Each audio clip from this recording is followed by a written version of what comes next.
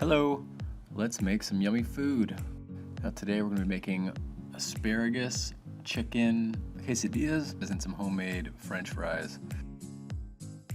We'll put a tea towel down or a little hand towel down before we put our cutting board. We're going to slice a flat edge on our potato so we can stabilize it so it doesn't get knocked over and roll around while we're trying to slice these thin slices for our French fries.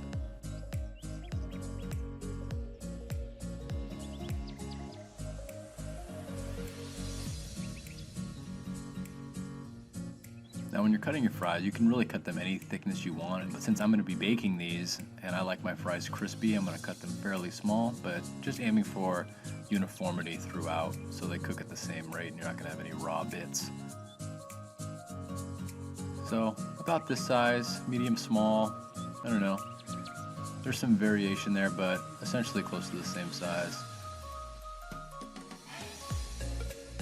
Finish chopping these up safely, keeping our fingers out of the way and tossing them into some cold water to just rinse off some of the starch and just wash them up, clean them. Just let them soak in there for a few minutes as we get our oven up to temperature, setting it at 425. And we grab a cookie sheet and some tin foil or aluminum foil and spray with some nonstick spray.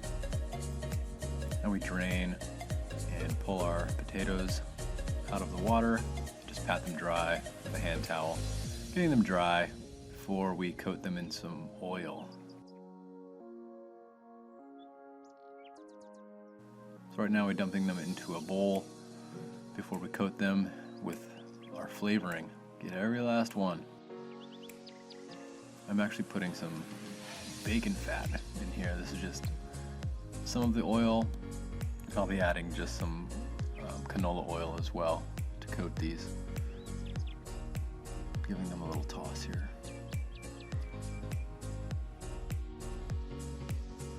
That's cracked black pepper and some salt.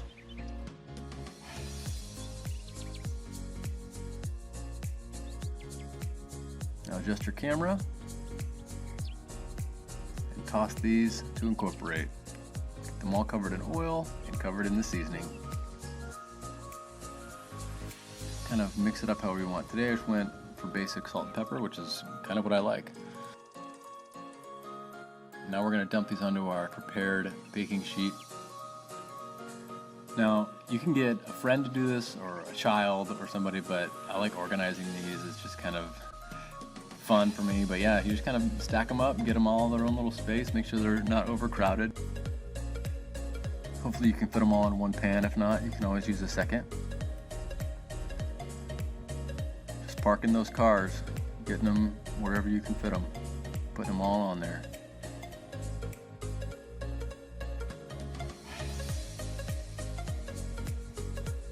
Ta-da! Satisfying, right? And then into our preheated oven.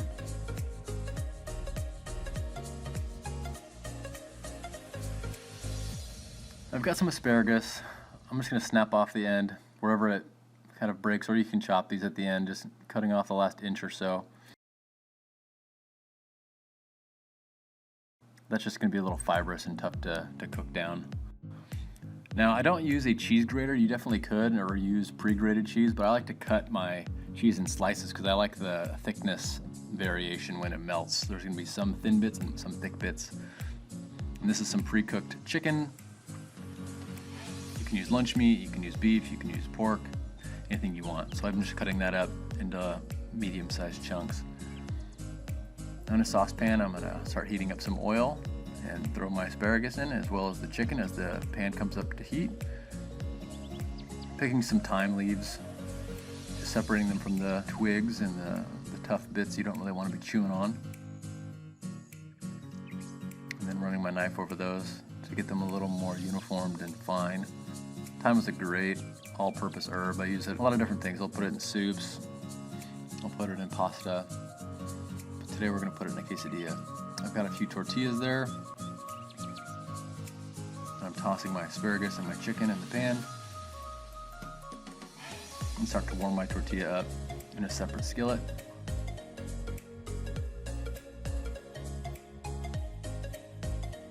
Placing my cheese. You can use any kind of cheese you want. This is mozzarella. I like the stretchiness of it and the flavor of it, of course. But I'm also going to be using feta in this as well, which adds a little more personality as far as flavor goes. Salting that asparagus and the chicken. I'm adding red chili flake here for just a little bit of spice. You can spice it up as much as you want. And then I'm adding feta straight into the pan with the chicken and asparagus. Let that heat up a little bit. Give it a shake.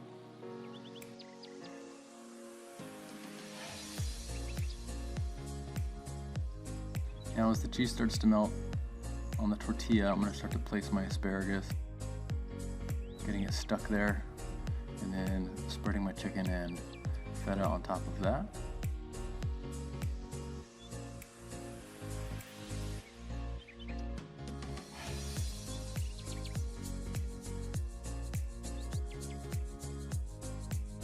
I'm going to sprinkle some thyme on top of that before we put our top tortilla on there. Make sure you wash your dishes. I'm a fan of washing your dishes while you're in the middle of waiting for something to cook or waiting for something to cool down. It's easy for me to clean these pans while they're hot, get some of that oil and fat off in little bits. It's easier to clean at this point rather than wait till it cools down. Now the scary part is flipping one over. And we lost one. Just nab it, tuck it back in, show it who's boss. Check our fries. It's been about 20 minutes. Checking these, they're getting to be crispy and yummy. As is our quesadilla, so we pull that off the heat before it catches on fire. We're just gonna do a little crisscross chop, stack them up on your plate, or in this case, cutting board. I've got my yummy quesadilla and my homemade French fries with some spicy ketchup. A very, very easy, very yummy afternoon snack or dinner. Thank you so much for watching this video. I've enjoyed making these. I feel so blessed to enjoy cooking. I hope you do too, but we'll see you next time.